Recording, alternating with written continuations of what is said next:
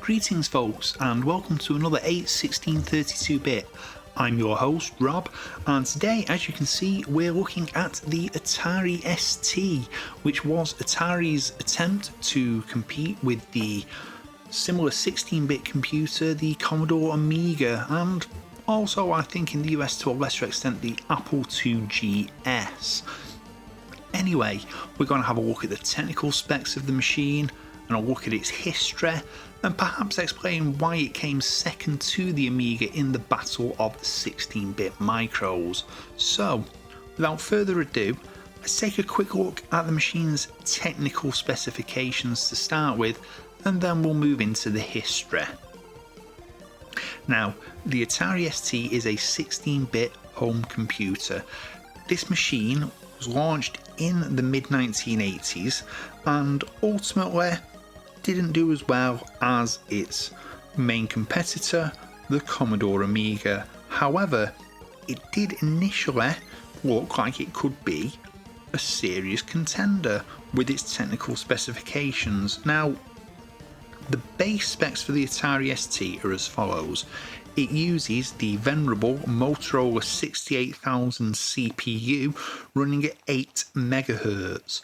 Now, this CPU is also found in the Commodore Amiga at a slightly lower clock speed, numerous arcade machines of the time, and of course the Sega Mega Drive.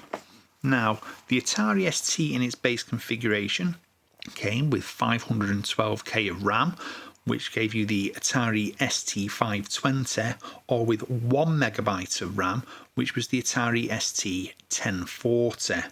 Now, interesting side note, the Atari ST1040 when launched was the first home computer to launch at sub $1,000 for a megabyte of RAM. Now, the machine had a number of different display modes it was capable of. There was a low resolution 320 by 200 mode, which could display 16 colours from a palette of 512. This was the resolution most games ran in. A medium resolution mode of 640 by 200, which displayed 4 colours from the palette of 512, and a high resolution 640 by 400 monochrome mode. In terms of audio, the sound was produced by a Yamaha YM2149, which was a 3-voice square wave plus 1-voice white noise mono PSG. The machine contained a single-sided 3.5-inch 360K floppy disk drive. Now, depending on the model, its output was either to its monitor, which you could buy a core or a monochrome one, or a TV out, which was available only on the STM, FM and E models. There was also an RS-232 serial port, a Centronics parallel port, an extra disk drive port, a DMA port which you could use to connect hard drives and a laser printer, joystick and mouse ports which were your standard 9-pin Atari connectors, and there was also a MIDI in-out port which was really important to the Atari ST as it became a mainstay of the music industry. Now, the Atari ST did have a limited number of custom chips because everything I've described there was an off-the-shelf component. There was the ST Shifter Video Register chip, which enabled bitmap graphics using 32K of continuous memory for all resolutions. The ST GLU, or Generalized Logic Unit, which was used to connect the different chips together. The ST-MMU, or Memory Management Unit, which provided the signals for the CPU, the DMA and the shifter to access dynamic RAM. And the ST-DMA, which was the direct memory access, which was used for floppy and hard drive data transfers and allows direct access to the system RAM. There was also an MC6850P asynchronous common interface adapter, which allowed for the MIDI communication, an MC68901 multifunction peripheral for interrupt generation and control. This allowed, again, connection to peripherals. A Western Digital WD1772PH floppy disk controller. I think that's pretty self-explanatory.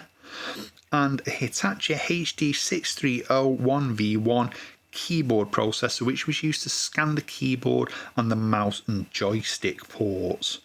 Now, the original model of the ST was launched in June 1985 and hit the US market at a price of $799. I can't find the UK price, but it would be, I would guess, a pound to dollar conversion. The operating system was the GEM desktop on top of Atari's own Atari TOS, and that's all you need to know about the technical specs. Yes, it has one advantage over the Amiga in that its Motorola 68000 is a faster clock speed, but it's also missing things such as the blitter, etc., which allowed the Amiga to use its CPU to focus solely on game logic and not have to worry about controlling the screen. I have seen it described online, I do tend to agree. In many ways, the Atari ST is the Sinclair Spectrum to the Amiga's Commodore 64. It's just lacking those little bits and pieces. The fact that it doesn't have a dedicated graphics splitter means it couldn't really do hardware scrolling, so you often got either jerky scrolling or push scrolling, similar to the Spectrum. Its audio chip was nigh on identical to that found in the Spectrum 128K, so the games can sound very similar. But anyway, let's have a little talk now about the history of the Atari ST.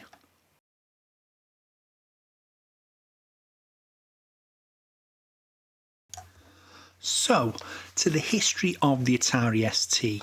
Now, as well as being a competitor to the Commodore Amiga, the history of the Atari ST hardware is deeply tied into the development of the Amiga system. Allow me to elaborate. Back in 1982, Jay Miner, who was one of the brains at Atari behind the 2600 and the Atari 8-bit line of home computer systems, was beginning to work on a follow-up set of hardware for a console and computer. Atari ultimately rejected this, which led to Jay and some other engineers leaving Atari and forming a company known as Hitorob, who began devising a new chipset called Lorraine.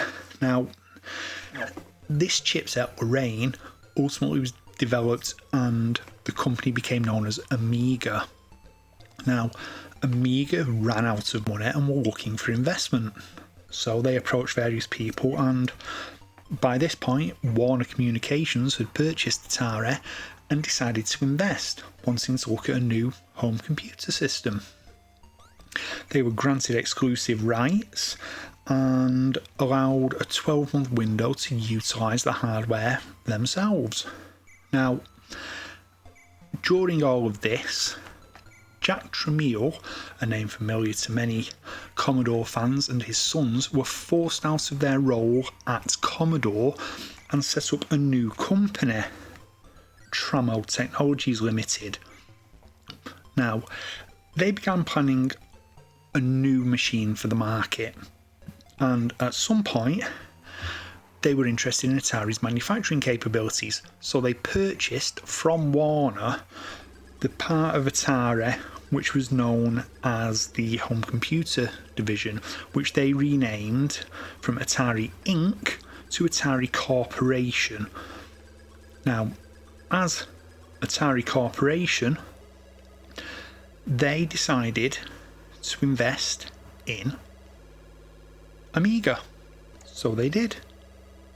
However, this money was ultimately returned to them by Commodore, who purchased Amiga and gave them the money to pay the Tramiels back. Now, this happened in late 1984. Now, at this point, Tramiel decided to sue Amiga and Commodore, trying to stop them producing anything with the technology they developed, which they felt had been developed with their money.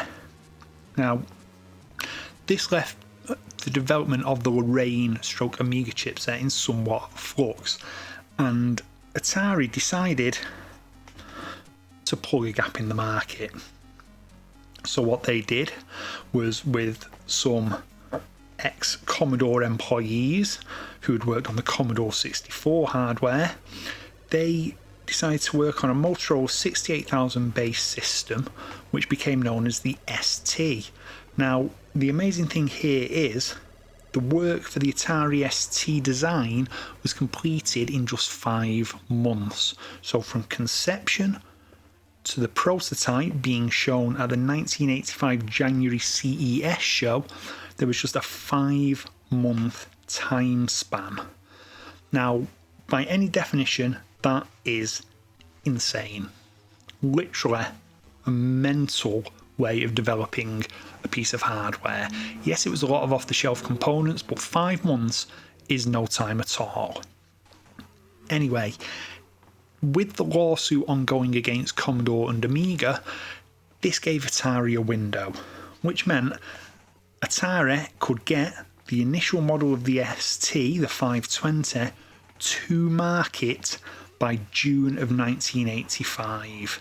Now, a month later, Commodore launched the initial model of the Amiga, the 1000, but it wasn't able to get any real quantity of hardware out until sometime in 1986, giving Atari a good head start on the market. On top of this, the ST was cheaper. It lacked a lot of the custom hardware that was in the Amiga design, and it was available as an all-in-one unit, whereas the initial Amiga model, the 1000, was more of a PC-type desktop system. And it wasn't really until Commodore got the Amiga 500 model out sometime later, around 1987, that the Amiga began to catch and then overtake the Atari ST in terms of hardware sales.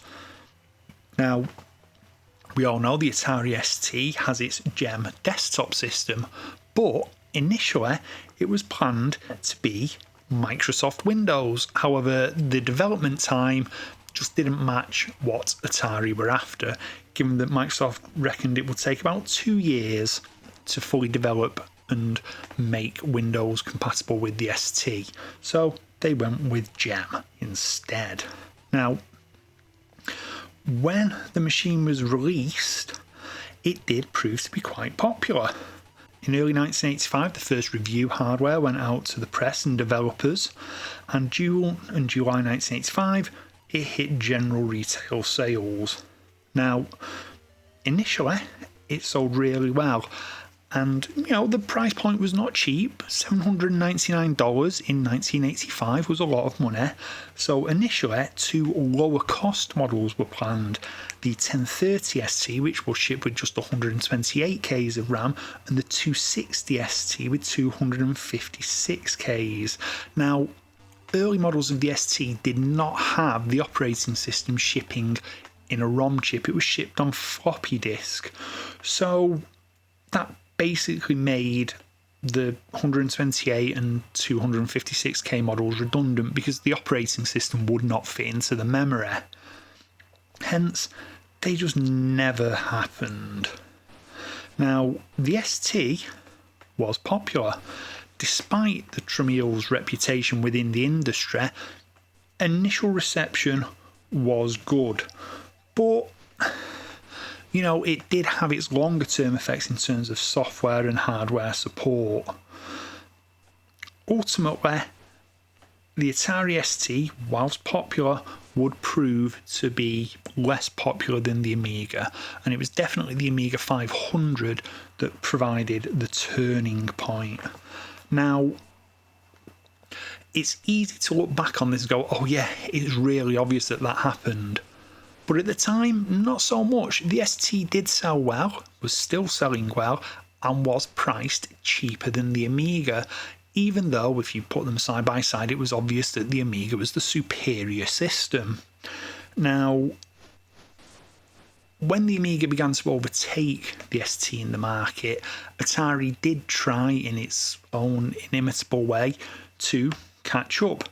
There was the 1040 model, which was released in 1986, which had the extra RAM, a double-sided floppy drive built in instead of a single-sided, and the joystick and mouse ports were moved around and an RF modulator was included, so you didn't have to use a monitor or purchase one separately.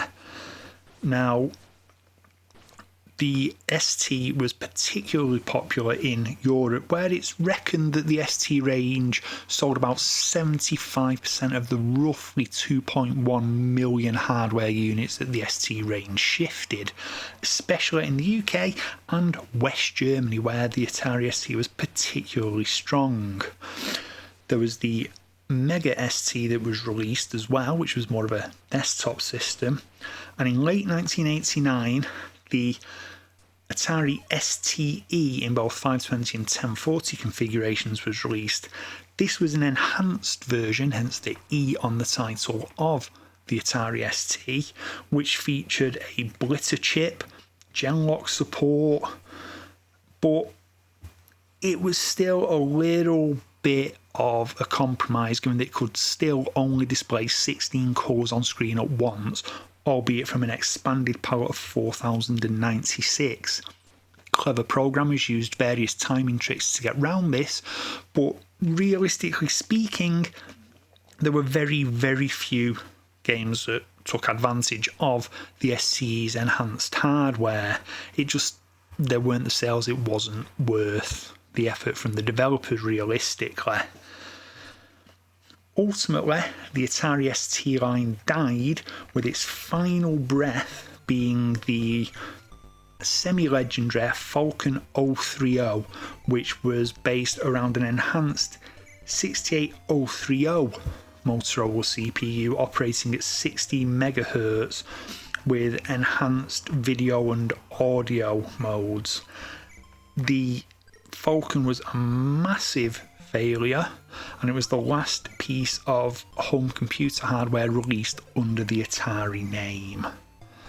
Now, you can't talk about the Atari ST and its history without talking about its MIDI capabilities. The Atari ST found itself into pretty much every major studio around the world. You could not avoid the Atari ST in music production. It was quite simply ubiquitous. But that is a subject for an entirely different video. So, was the Atari ST a failure? Ultimately, no. 2.1 million units of hardware is a pretty decent number to have sold. Okay, it's under half of what the Amiga with its 4.85 million units of hardware sold was, but still, 2.1 million units of hardware is not to be sneezed at.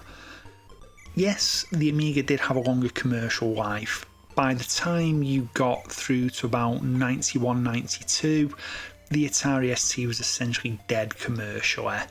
The Amiga continued on until sort of around the 95, 96 mark, but the days of the 16-bit home computer were done. Video game consoles and the rise of the Windows PC, especially with Windows 95, basically put paid to it. They killed the systems off. But the Atari ST was, for a while, a solid competitor to the Commodore Amiga. It had a loyal fan base, it had lots of great software. It's just ultimately, as prices came down, even though the Amiga generally stayed at a slightly higher price point, it was a better value proposition. You got more powerful hardware, more available software, and the software that was available generally tended to look and sound a heck of a lot better than the equivalents on the Atari. So I think in summary the Atari ST kind of was and was not a failure, depending on how you want to look at it. I see it much in the same way as I see the ZX Spectrum against the Commodore 64. It was the plucky underdog that did really well and had a huge loyal following, but in the ultimate terms of it was a distant second place. Now, if you've enjoyed this video, please do hit like and subscribe. If you've really enjoyed it, ring the bell. Let me know what you think in the comments down below, but do please keep it nice. I've had to delete some comments recently which were a bit offensive. And, you know, you can find me on all my social medias. You'll see them all linked in the screen there. There's also my Ko-fi and my Patreon pages for those who wish to donate financially, but don't feel any obligation because, I do these videos for fun. And hopefully I will see you on the next 8/16 32-bit. So this is Rob saying so long.